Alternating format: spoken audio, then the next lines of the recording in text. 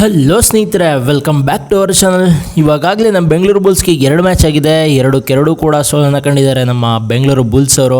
ಮತ್ತು next match 6ನೇ ತಾರೀಕು Patna pirates ವಿರುದ್ಧ ಇದೆ.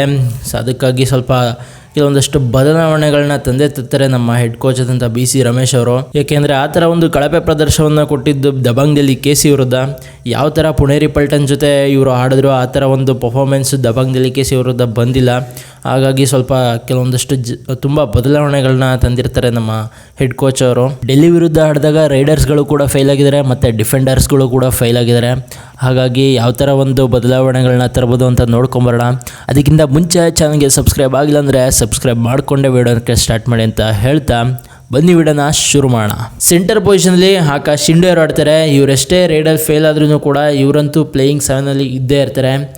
ಏಕೆಂದರೆ ಇವರು ನಮಗೆ ಒಬ್ಬರೇ ಮೈನ್ ರೈಡರ್ ಅಂತ ನಮ್ಮ ಟೀಮ್ಗೆ ಇರೋದು.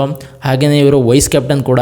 ಮತ್ತು ಪುಣೇರಿ ಪಲ್ಟನ್ ವಿರುದ್ಧ ಇವರು 12 ಪಾಯಿಂಟ್ ತಗೊಳ್ಳೋದ್ರ ಮೂಲಕ ಸಕ್ಕದಾಗೆ ಪರ್ಫಾರ್ಮ್ ಮಾಡಿದ್ರು. ಮತ್ತು ನಮ್ಮ ಟೀಮ್ ಕೂಡ ಸಕ್ಕದಾಗಿ ಪರ್ಫಾರ್ಮ್ ಮಾಡ್ತು ಆಗ ಪುಣೇರಿ ಪಲ್ಟನ್ ಫಸ್ಟ್ ಮ್ಯಾಚ್ ಆಡಿದಾಗ. ಅದು ನೋಡಬೇಕಾಗಿದೆ ಮುಂದಿನ ಪಂದ್ಯದಲ್ಲಿ ಯಾವ ಥರ ಒಂದು ಪರ್ಫಾರ್ಮೆನ್ಸ್ನ ಕೊಡ್ತಾರೆ ಇವರು ಅಂತ. ಇನ್ನು ಎರಡನೇದಾಗಿ ರೈಟ್ ಕವರಲ್ಲಿ ಸಂಜಯ್ ದೂಲ್ ಅವರು ಆಡ್ತಾರೆ.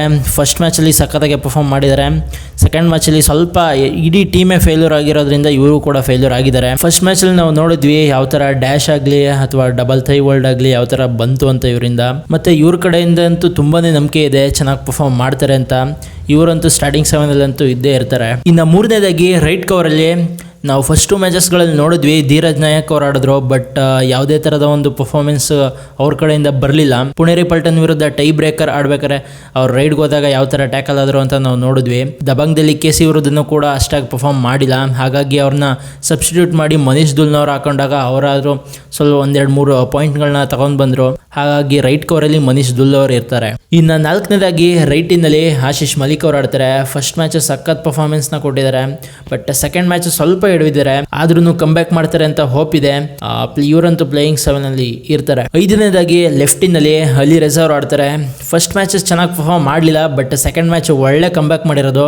ಇಡೀ ಟೀಮೇ ಫೇಲ್ ಆಗ್ತಿದ್ದಾಗ ಇವರೊಬ್ಬರು ನೋಡಿ ಒಂಥರ ಸಖತ್ ಪರ್ಫಾರ್ಮೆನ್ಸ್ನ ಕೊಟ್ಟಿದ್ದು. ಲಾಸ್ಟ್ ಮ್ಯಾಚು ಒಂದೊಳ್ಳೆ ಫಾರ್ಮಲ್ಲಿ ಕಮ್ ಬ್ಯಾಕ್ ಮಾಡಿದ್ದಾರೆ.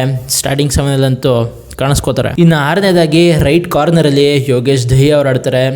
ಇವರು PKL ಸೀಸನ್ 10ನಲ್ಲಿ one of the best defender ಅಂತಲೇ ಹೇಳ್ಬೋದು. ಇವರೆಷ್ಟೇ ಚೆನ್ನಾಗಿ ಪರ್ಫಾರ್ಮ್ ಮಾಡಿಲ್ಲ ಅಂದ್ರೂ ಕೂಡ ಇವರಂತೂ ಪ್ಲೇಯಿಂಗ್ 7ನಲ್ಲಿ ಇದ್ದೇ ಇರ್ತಾರೆ. ಇನ್ನು ಏಳನೇದಾಗಿ ಲೆಫ್ಟ್ ಕಾರ್ನರಲ್ಲಿ ಕ್ಯಾಪ್ಟನ್ ಅಂಕುಶ್ ರಾತೆ ಆಡ್ತಾರೆ. ಫಸ್ಟ್ ಮ್ಯಾಚಲ್ಲಿ ಐಫೈನ ತಗೊಂಡಿದ್ದಾರೆ. ಸೆಕೆಂಡ್ ಮ್ಯಾಚಲ್ಲಿ ಸಬ್ಸ್ಟಿಟ್ಯೂಟ್ ಆಗಿ ಬೇರೆ ಪ್ಲೇಯರ್ ಆಡಿದ್ದು ಅವ್ರ ಜಾಗದಲ್ಲಿ. ಬಟ್ ಕಮ್ ಬ್ಯಾಕ್ ಮಾಡ್ತಾರೆ ಅಂತ ಹೋಪ್ ಇದೆ. ನೋಡೋಣ ಯಾವ ಥರ ಪರ್ಫಾರ್ಮ್ ಮಾಡ್ತಾರೆ ನೆಕ್ಸ್ಟ್ ಮ್ಯಾಚು. ಮೊದಲನೇ ಮ್ಯಾಚು ಎಲ್ಲ ಪ್ಲೇಯರ್ಸು ಸಕ್ಕದಾಗೆ ಪರ್ಫಾರ್ಮ್ ಮಾಡಿದ್ರು.